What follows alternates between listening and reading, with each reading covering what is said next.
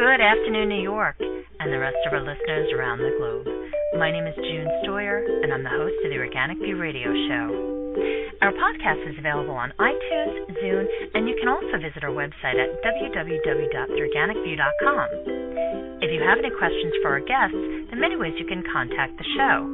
You can post a question on our wall on Facebook, Skype us, send us a tweet on Twitter to @TheOrganicView, or you can contact me directly at June Stoyer.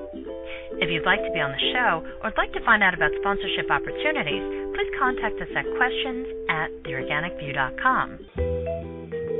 In this special series called the Neonicotinoid View, my guest co-host Tom Theobald and I will be joined by fourth-generation beekeeper, Mr. Darren Cox, who's president of Cox Honey of Utah. And we're going to be talking today about the EPA's reform guidelines. So I would first like to welcome to the show my co-host, Mr. Tom Theobald. Good afternoon, Tom.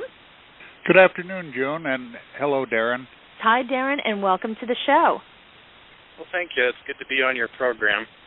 A little background, if you'd like, about my family, and we started in Utah, before Utah was even part of the United States, keeping bees in the late 1800s.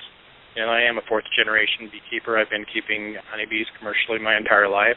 I operate about 5,000 hives of bees throughout California, Wyoming, and Utah. I am the vice president of the American Honey Producers Association. We represent the largest part of the managed bee hives in the United States.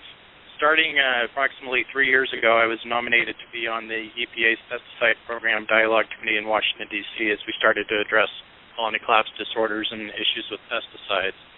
Over time, we developed it into 4 different working groups, and the work group that I was tasked with was the enforcement work group. Things developed where we had a lot of email exchanges. We had a lot of talk dialogue that went on. We've traveled back and forth to Washington many times. In fact, prior to that, I was the chairman for what is called the National Pollinator Advisory Board. So the bee industry has been seriously involved in dialogue with the EPA, educating them. Starting in 2006, we had meetings that went back to 2000. In fact, we had meetings that goes back even 20, 30 years. There's always been issues with pollinators and pesticides. It really heated up in 2006 with the colony collapse disorder when it hit. So when we put this enforcement work group together, I co-chaired it with Gabriel Ludwig. She represents the almond board in California. And it was just very apparent right from the start that we were not going to get full participation from OECA and full participation from many of our state lead agencies. There was some state lead agencies that was on the board, but they were more in a listening mode instead of an interacting mode. I can tell you that we've tried to have direct meetings with OECA so that we could give direct input to OECA, and we was not able to make that happen. It was very frustrating on many different points. I publicly stated that we needed to have the support from OECA and these other agencies in order to be able to solve the problems. For the listeners, could you just explain what OECA is? OECA is Office of Enforcement and Compliance Assurance. So Thank you. We just really didn't get the kind of participation to get the enforcement group off and started and going. And it was along and about in the middle of it, I was sent an email that stated that EPA Region 5 was doing their own version of an enforcement program, and the industry was not allowed to give direct input into it. And I made a kind of a metaphor of comparison. This is very alarming. It's like having a neighborhood watch community that is not allowed to meet with the local police department over property damages that's going on in the neighborhood or crime that's going on in the neighborhood. Why do you think that they've structured it like this? What benefit does it serve them? I think the benefit it serves them is that, yes, they identified the issue and they worked on the issue, and here's the end issue out, but it lacks the oversight of the bee industry. If they would have decided to do this in-house without direct input from the bee industry, we sure would have liked to have been able to pull a rake over it and have a meeting with them before it went public and just to make sure the T's was crossed and the I's was dotted on it. Why do you think they did it this way? It doesn't sound like there was any direct involvement by the leading beekeepers at all. I could speculate that the reason why they wanted to do it is just so that they say that they'd actually worked on the issue and the issue has been resolved to their expectations, but not to the bee industry's expectations. But if you look at the docket and the guidelines completely, it's filled with shoulds and mays instead of shalls and musts. It really comes out as an advisory statement instead of a mandatory statement.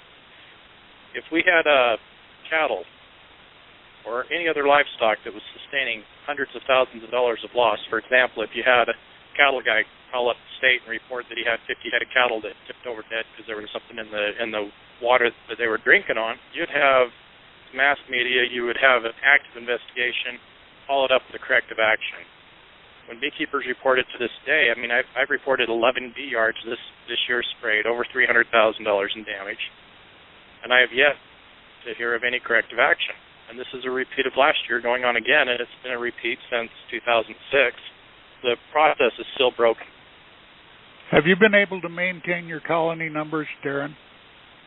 This year I was able to rebuild. I took a 70% hit this last winter, which is just phenomenal. We've never, in the history of our company, in 120-plus years, went through this kind of loss. I have always had really good overwintering the last few years. Like, for example, last year before last was 12.5%, the year before that was 8%. This year was at a 70%, and I attribute it all directly to pesticide misapplications.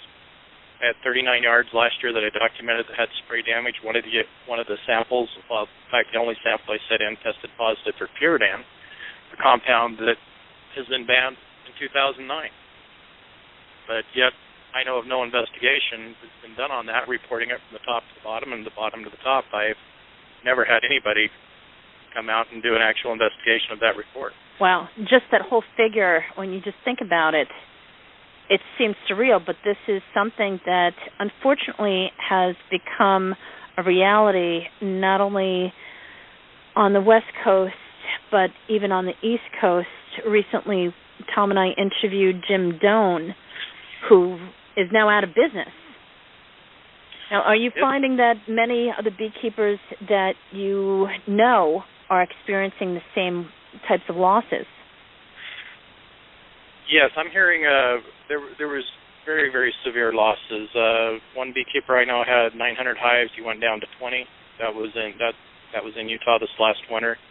I'm seeing bee yards that used to be staffed held with numbers of 64 to 72, and they've got 16 to 24 in them. For my company, if it was not for one beekeeper out of Texas selling me some divides, I would not have been able to get my numbers back up to where they were prior. And that came at a very, very large financial reinvestment for my company that if it happens again, I don't know that I'm going to have the money to reinvest. I really don't. When you do experience these losses, what course of action can you take as a business owner? Is there any insurance that you can apply for? Is there any type of safety net that you can lean upon? No, there's no insurance program out there. There was the NAP and the ELAP coverage for disaster relief that I did apply for, and for example, last year my honey crop was off by just a little over $250,000. And when I was done with my insurance for disaster relief to the government, my check was just $7,200, I believe. Wow. That makes payroll for 2 weeks. Yeah, especially the size operation that you have. In addition, have you been hearing from any of the beekeepers that are overseas as far as anything that they've experienced? Have people been reaching out to you to try to make sense of all this? I know the bee problem seems to be widespread. It's not just based in the United States. It's based in many, many other countries. There just seems to be a general demise in not just managed pollinators, but native pollinators also. Other concerns is even the birds. It seems like our environment is becoming sick. With the losses that you sustained, did they occur at any particular point in time? Was it after, for example, a corn planting? Was it during the fall? Can you just share that with our audience? Sure. I had one yard that was a corn planting, dust spray kill, I believe. They had planted it on it with a no-till, and the dandelions was in bloom on it. The rest of my losses, June took place through the months of May, June, and July. I had spray kills that I reported as late as the second week of July. And primarily, many of my kills came from what I believe was application on blooming alfalfa. By August 19th, I started doing my treatment for mites. and by September 15th, I had stacked up 50% of my company.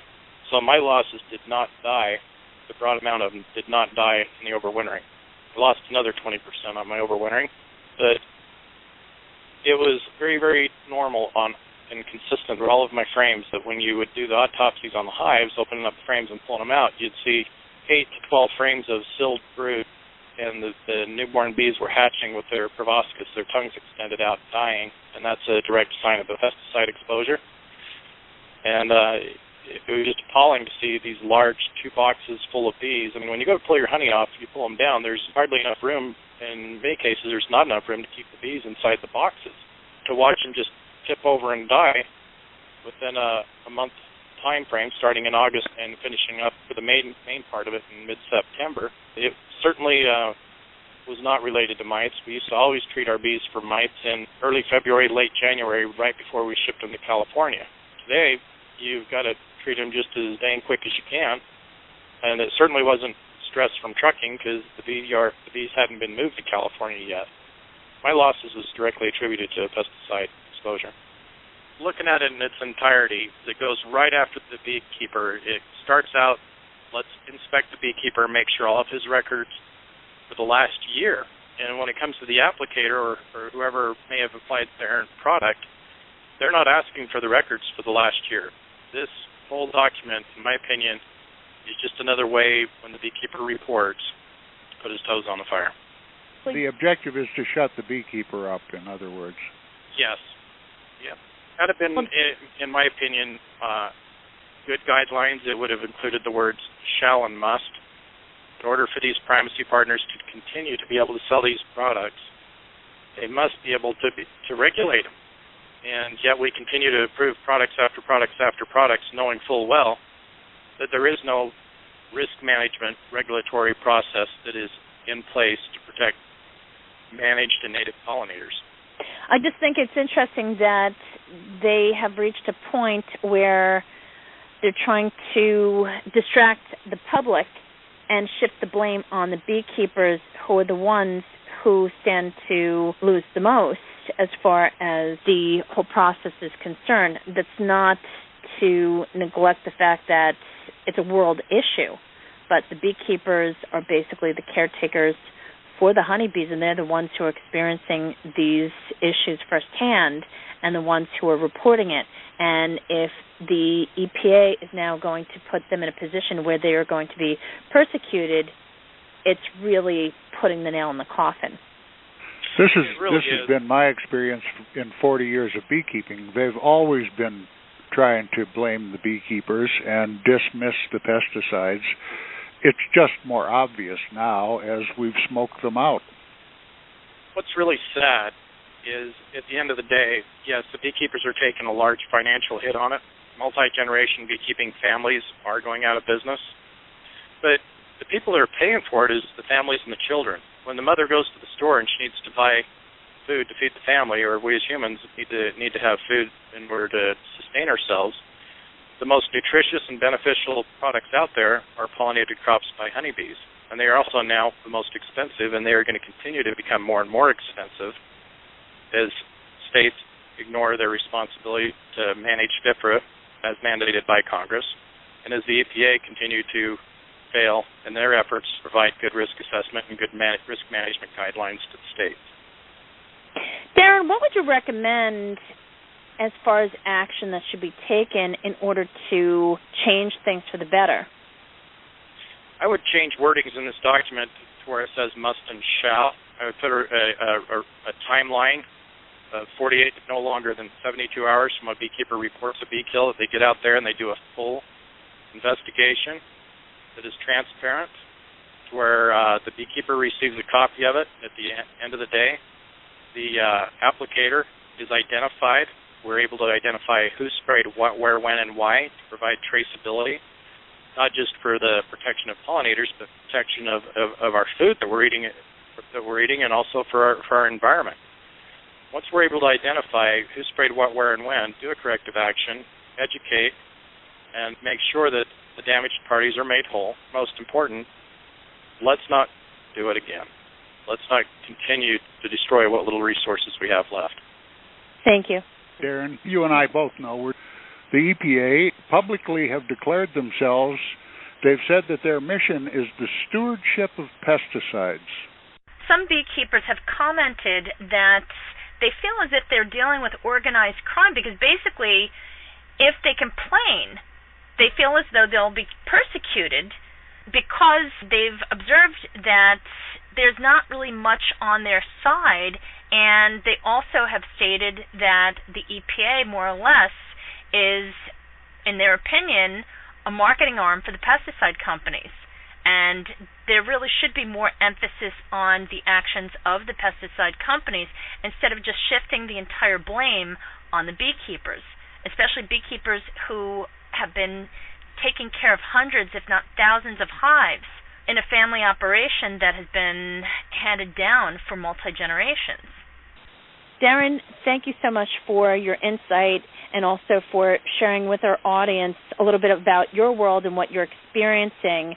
I hope that as we continue the discussion, the suggestions that you've made are considered and implemented. Thank you, June, and thank you, Tom. It was a privilege and an honor to be able to be on your program today, and I sure hope that we're able to get some progress out of this and get it reconsidered, because we are in a very, very critical state right now for the bee industry. I want to thank you, Darren. I know as well as anyone how much time and energy and personal resources you've put into trying to address these problems, and I appreciate you taking the time to talk with us. Thanks, Tom. Thanks, Jen.